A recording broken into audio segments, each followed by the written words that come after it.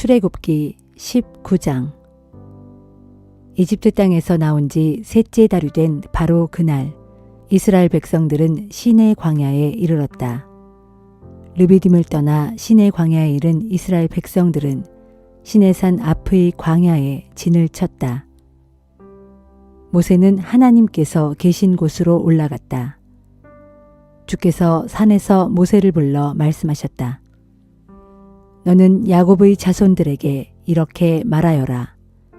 이스라엘 백성들에게 다음과 같이 일러라.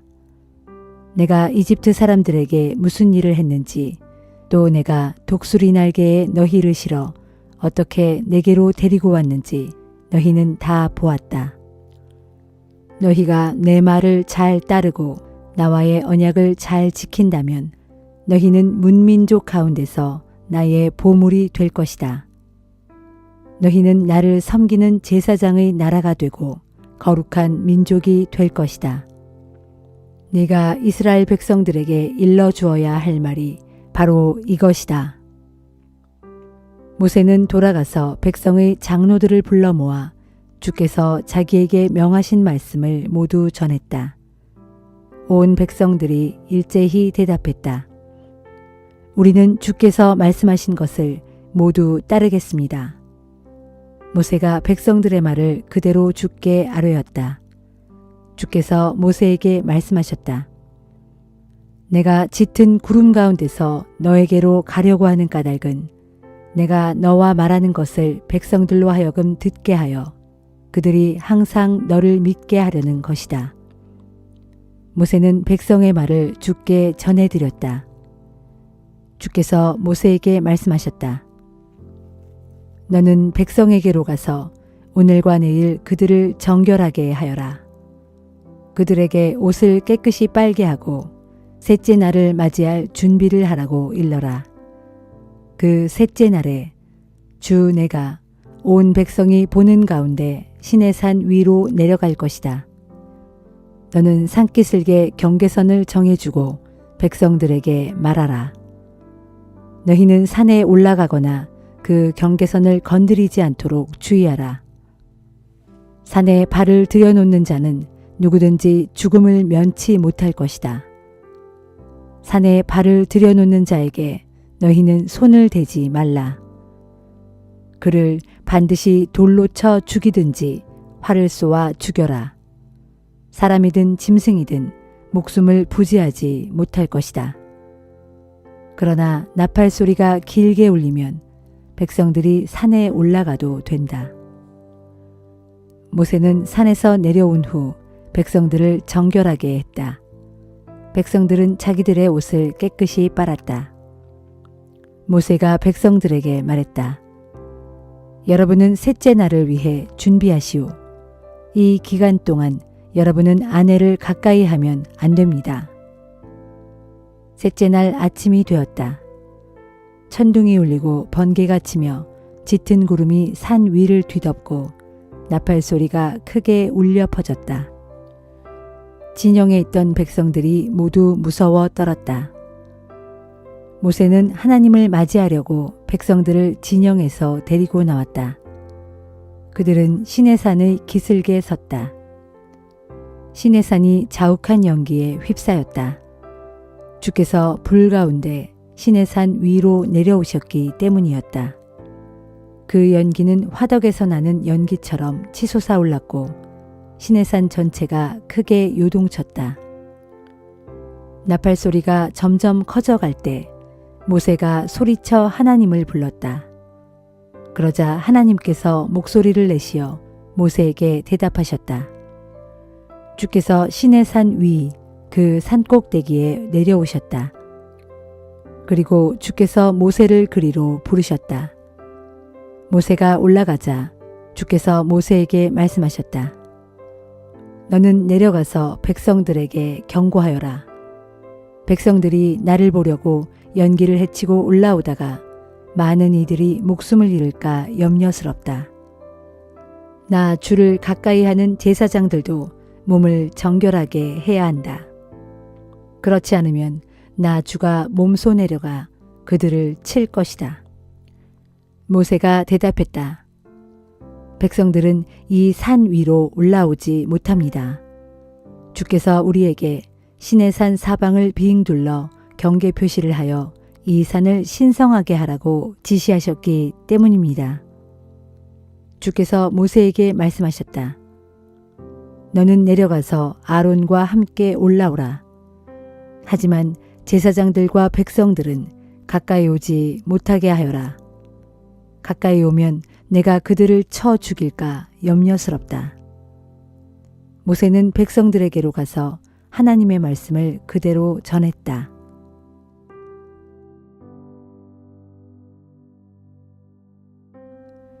누가복음 22장. 유월절이 다가왔다. 이 절기는 무교절이라고도 불렸는데 이 기간에는 전통적으로 누룩 없는 빵을 먹어야 했다. 그런데 대제사장들과 율법 교사들은 예수를 교묘하게 죽일 방도를 열심히 찾고 있었다. 그것은 그들이 예수를 따르는 무리를 두려워했기 때문이었다. 그때 사탄이 예수의 12제자 가운데 하나인 가룟 유다에게로 들어갔다. 가룟 유다는 대제사장들과 성전 경비대장을 찾아가 예수를 그들의 손에 넘겨줄 방법을 의논하였다. 그러자 그들은 무척 기뻐하면서 가룟 유다에게 돈을 주겠다고 약조했다. 유다도 이에 동의하고 그때부터 그는 사람들이 없을 때 예수를 그들의 손에 넘겨줄 기회를 엿보기 시작했다. 유월절 양을 잡고 또 누룩 없는 빵을 먹는 무교절이 되었다. 예수께서는 베드로와 요한에게 말씀하셨다. 너희는 가서 우리가 먹을 수 있도록 유월절 음식을 준비하여라. 그들이 예수께 물었다. 어디에다 준비할까요? 주께서 대답하셨다. 예루살렘 성읍 안으로 들어가면 너희는 물동이를 메고 가는 사람을 만날 것이다. 그러면 너희는 그 사람이 들어가는 집으로 따라 들어가라. 그런 다음 그 사람에게 말하기를 우리 선생님께서 제자들과 함께 유월절 음식을 드실 방이 어디에 있느냐고 하십니다. 하여라. 그러면 그 사람은 잘 정돈된 2층 넓은 방을 너희에게 보여줄 것이다. 거기에다 너희는 유월절 음식을 준비하도록 하여라. 제자들이 길을 떠나보니 과연 모든 것이 예수께서 말씀하신 그대로였다. 그래서 제자들은 그곳에다 유월절 음식을 준비하였다. 시간이 되자 예수께서는 제자들과 함께 식탁에 앉으셨다. 예수께서 제자들에게 말씀하셨다. 내가 고난을 당하기 전에 너희와 함께 이 유월절 음식을 먹기를 참으로 간절히 원했다. 내가 너희에게 말한다. 이제 하나님 나라에서가 아니면 앞으로 다시는 내가 유월절 음식을 먹는 일이 없을 것이다. 그리고 예수께서는 잔을 들어 감사 기도를 드리신 다음 제자들에게 말씀하셨다. 자, 이 잔을 받아 너희가 서로 나누어 마셔라. 내가 너희에게 말한다. 하나님 나라가 임할 때까지 이제 나는 포도나무 열매에서 난 것을 다시는 마시지 않을 것이다. 예수께서 또 빵을 들어 감사 기도를 드리신 다음 그것을 떼어 제자들에게 주시며 말씀하셨다. 자, 이것은 너희를 위하여 주는 나의 몸이다. 이것을 먹어 나를 기념하여라. 유월절 식사가 끝나자 예수께서 또 잔을 들고 감사 기도를 드리신 후에 제자들에게 말씀하셨다. 이 잔은 내가 너희를 위하여 흘리는 바 내 피로 세우는 새 언약이다. 그러나 보라, 이 식탁에 앉아있는 한 사람이 나를 배반할 것인데 지금 그의 손이 내 손과 함께 식탁 위에 놓여 있다. 인자는 하나님께서 정하신 길로 갈 것이지만 인자를 팔아넘기는 그 사람에게는 화가 있을 것이다. 그러자 제자들은 과연 그런 일을 하게 될 사람이 누구일까 하면서 자기들끼리 서로 수군거렸다. 제자들 사이에서 누구를 가장 큰 사람으로 여길 것인지를 놓고 논쟁이 벌어졌다. 그것을 보고 예수께서 제자들에게 말씀하셨다. 이 세상에서는 왕이 백성들 위에 군림하며 권력을 부리는 세도가들도 자기들 스스로 백성들에게 은전을 베푼다 라고 말한다. 그러나 나의 제자된 너희는 그렇게 해서는 안 된다. 너희 가운데 가장 큰 사람은 가장 어린 사람과 같이 되어야 하고 또 너희 가운데 다스리는 사람은 남을 섬기는 사람과 같이 되어야 한다. 누가 더 높은 사람이냐? 식탁에 앉아 있는 사람이냐? 시중을 드는 사람이냐? 너희는 당연히 식탁에 앉아 있는 사람이라고 생각할 것이다. 그러나 나는 시중을 드는 사람으로서 너희 가운데 있다. 너희는 줄곧 나와 함께 있으면서 내가 겪은 시련을 나와 함께 받은 자들이다. 그러므로 내 아버지께서 내게 나라를 맡겨주신 것처럼 나도 너희에게 그렇게 하겠다. 장차 너희는 내 나라에 들어와서 내 식탁에 앉아 먹고 마실 것이며 또 보좌에 앉아 이스라엘의 12지파를 심판하게 할 것이다. 시몬아, 시몬아, 보아라. 사탄이 너를 밀 까부르듯 하겠다고 내게 요청하였다. 그러나 나는 네가 믿음을 잃지 않도록 너를 위하여 기도하였다. 장차 네가 깨닫고 돌이킨 후에는 내 형제들을 굳세게 하여 그들에게 힘이 되어 주어라. 그러자 베드로가 예수께 대답했다. 주님, 저는 이미 주님과 함께 감옥에 갈 만반의 각오가 되어 있습니다. 죽음까지도 마다하지 않겠습니다. 예수께서 대답하셨다. 베드로야, 내가 네게 말한다. 오늘 닭이 울기 전까지 너는 나를 3번이나 모른다고 부인할 것이다. 그리고 예수께서 제자들에게 물으셨다. 일전에 나는 너희를 보내면서 지갑이나 식량자루나 여분의 신발을 가져가지 말라고 했지만 어디 한 가지라도 부족한 것이 있었더냐? 제자들이 대답했다. 하나도 없었습니다. 예수께서 제자들에게 말씀하셨다. 그러나 이제부터는 지갑이 있으면 지갑을 챙기고 자루가 있으면 자루를 챙겨라. 또 칼이 없는 사람은 겉옷을 팔아서 칼을 사라. 내가 너희에게 말한다. 성경에 보면 그가 범죄자들과 한패로 여겨졌다 라고 기록되었는데 그 말씀이 나를 통해서 이루어지게 될 것이다. 그렇다. 나에 관하여 기록된 일들이 이루어질 때가 지금 시시각각 다가오고 있다. 제자들이 예수께 대답했다. 주님, 보십시오. 여기에 칼 2자루가 있습니다. 예수께서 제자들에게 말씀하셨다. 그만, 그것으로 충분하다. 예수께서 밖으로 나가셔서 평소처럼 올리브산으로 올라가셨다.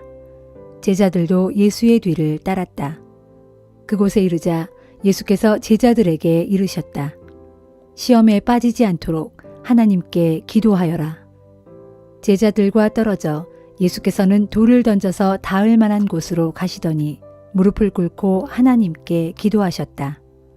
아버지, 만일 아버지께서 원하신다면 이 잔을 내게서 거두어 주옵소서. 그러나 내 뜻대로 되게 하지 마옵시고 오직 아버지의 뜻대로 되게 하옵소서. 그때 하늘에서 천사가 나타나더니 예수께 기운을 북돋아 주었다. 예수께서 깊은 곤회에 차서 더욱 간절히 기도하시자 이마에 맺힌 땀이 핏방울같이 되어서 땅에 떨어졌다. 기도를 마치고 일어나 예수께서 제자들에게 돌아가 보시니 제자들은 슬픔에 지쳐 깊이 잠들어 있었다. 그래서 예수께서 제자들에게 말씀하셨다. 어찌하여 자고 있느냐? 일어나 시험에 빠지지 않도록 기도하여라. 예수께서 제자들에게 아직 말씀을 하고 계실 때 한 무리의 사람들이 몰려왔다. 12 제자 가운데 한 명인 가룟 유다가 앞장서서 그 무리를 이끌고 있었다. 가룟 유다는 예수께 다가와 예수의 뺨에 입을 맞추었다. 예수께서 그에게 말씀하셨다. 유다야, 너는 입맞춤으로 인자를 팔아넘기려 하느냐? 다른 제자들이 지켜보고 있다가 예수께 말했다. 주님, 우리가 칼을 써야 하지 않겠습니까? 그러고서 제자들 가운데 한 사람이 대제사장의 종을 칼로 내리치자 그의 오른쪽 귀가 떨어져 나갔다. 그러나 예수께서는 그만두어라 하며 만류하시고는 그 사람의 귀를 만져 고쳐주셨다. 그런 다음 예수께서는 자신을 체포하러 온 대제사장들과 성전 경비대장들과 장로들에게 물으셨다. 당신들이 이렇게 칼과 몽둥이로 무장하고 오다니 내가 강도라도 된단 말이요? 내가 날마다 성전에서 당신들과 함께 있었는데도 당신들은 내게 손도 대지 않았소. 그러나 이제는 당신들의 때가 되었소. 어둠의 권세가 기세를 부릴 때가 온 것이오. 무리가 예수를 붙들어 대제사장의 집으로 끌고 갔다. 베드로는 멀찍이서 뒤따라갔다.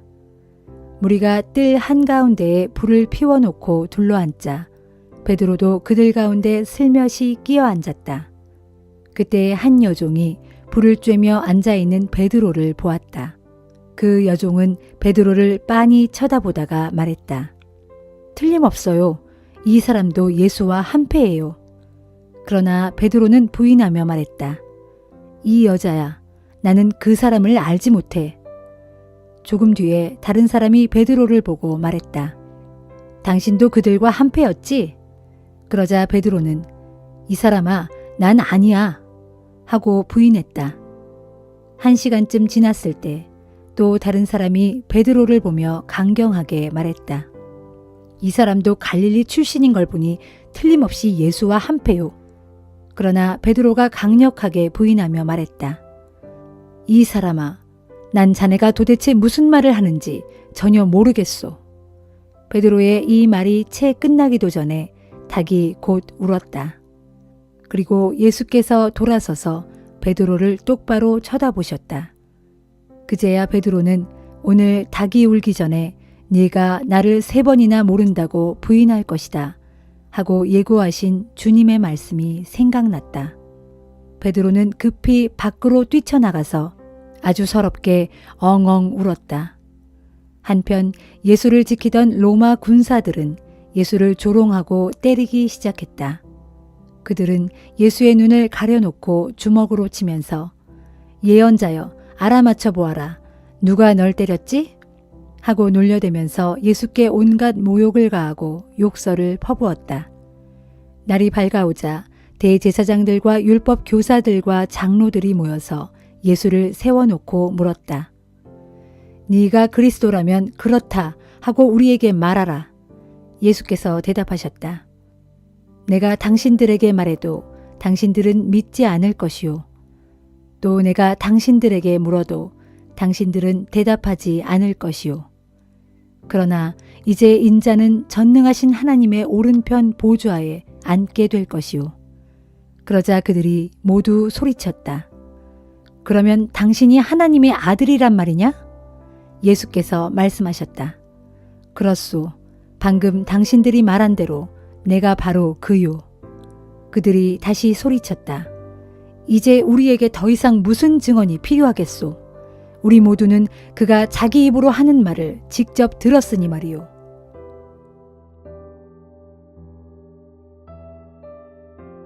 욥기 37장. 그러므로 이 같은 하나님의 크신 권능 앞에서 내가 놀라고 내 심장이 벌떡거리며 떨립니다. 어르신들, 그분의 목소리를 들어보십시오. 그분의 입에서 나오는 천둥 같은 소리를 잘 들어보십시오. 그분은 먼저 온 하늘 아래에 번개를 쳐서 그 빛이 하늘 이쪽 끝에서 저쪽 끝까지 번쩍거리게 하십니다. 그런 뒤에 천둥 같은 그분의 음성이 우르릉거립니다. 번갯불이 하늘을 가로질러 번쩍이고 나면 천둥 같은 그분의 목소리가 계속 울려 퍼집니다.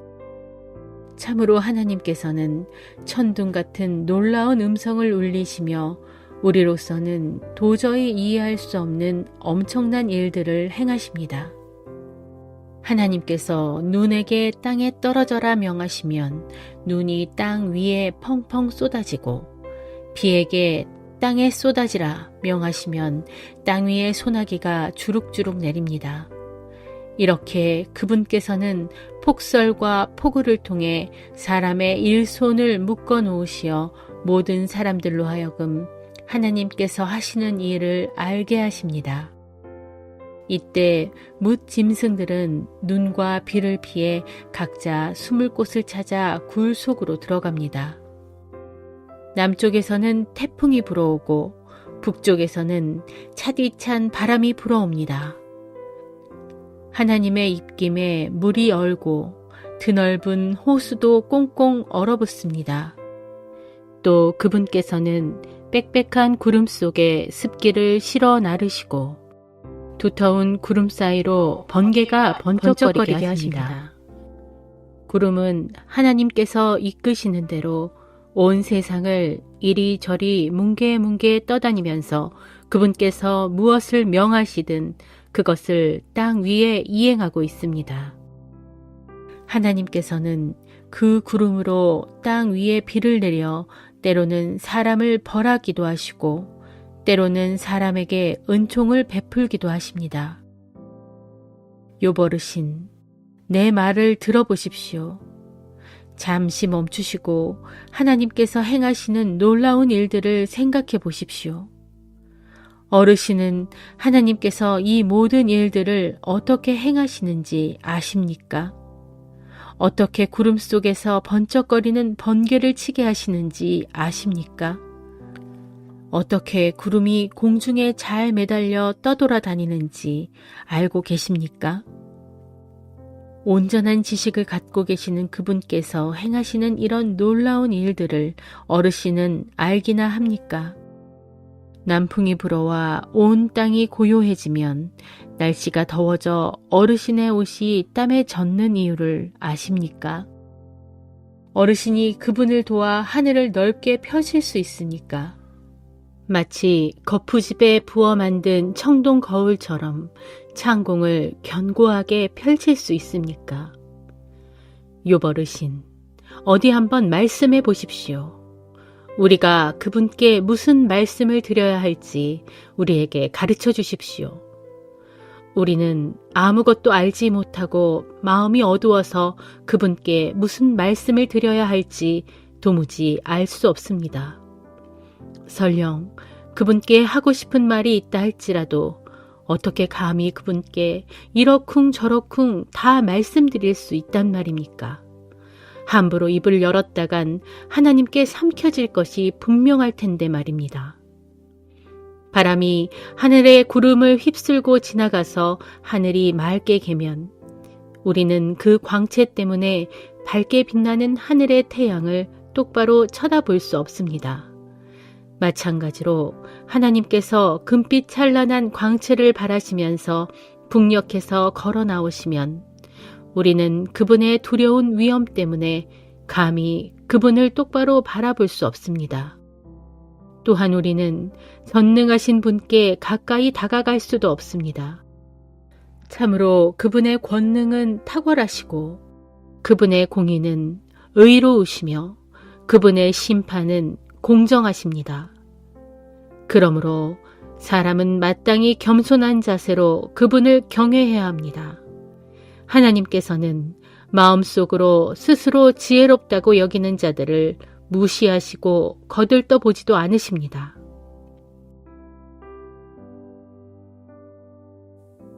고린도 후서 7장.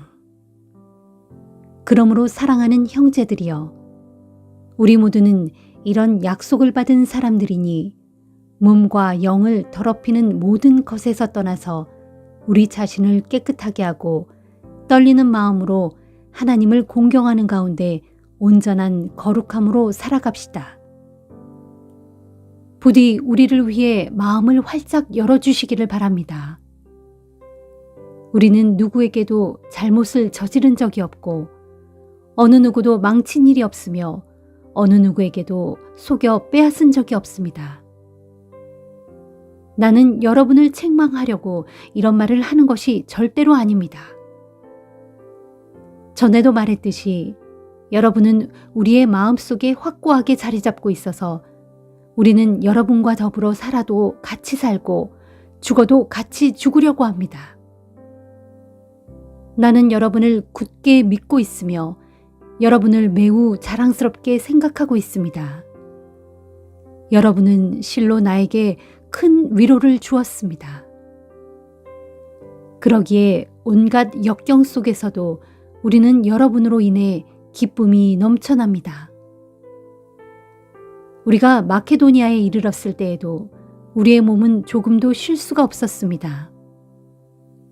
사방에서 온갖 어려움이 우리를 가로막았습니다. 밖으로는 끊임없는 다툼이 있었고 안으로는 두려움이 있었습니다. 그러나 하나님께서는 곤고한 가운데 있는 사람들을 항상 격려해 주시는 분이십니다. 그때 하나님께서는 디도를 우리에게 돌아오게 하심으로써 우리를 크게 위로해 주셨습니다. 디도가 우리에게 돌아온 것만 해도 우리는 큰 위로를 받았는데 그가 여러분에게서 받은 그 위로로 또한 우리가 위로를 함께 받았으니 우리 마음이 얼마나 기뻤겠습니까? 디도는 여러분이 나를 간절히 보고 싶어 한다는 것과 내게 잘못한 일에 대해 깊이 뉘우친다는 것과 또 나를 위해 열심을 내고 있다는 말을 우리에게 전해 주었습니다. 그 말을 듣고 나는 너무나 기뻤습니다. 나는 지난번에 여러분에게 보낸 나의 편지가 여러분의 마음을 아프게 한 것에 대해 후회하지 않습니다. 그 편지가 여러분의 마음을 아프게 한 것을 알고 잠시 후회하긴 했지만 이제 나는 도리어 그 편지를 보낸 것을 기쁘게 생각합니다. 내가 기쁜 까닭은 여러분이 받은 상처 때문이 결코 아니라 여러분의 그런 상처가 여러분을 회개의 자리로 이끌어 주었기 때문입니다. 그런 슬픔과 근심을 통하여 여러분이 하나님께서 바라시는 대로 회개하고 하나님께로 돌아왔으니 결국 여러분에게 도움이 되었고 해를 끼친 것이 아닌 셈입니다. 하나님의 뜻에 맞게 근심하는 경건한 슬픔은 회개를 가져오고 회개는 우리를 구원으로 이끌기 때문에 그런 슬픔은 후회할 것이 없습니다. 하지만 하나님의 뜻에 벗어난 세상적인 슬픔은 죽음을 가져올 뿐입니다. 보십시오.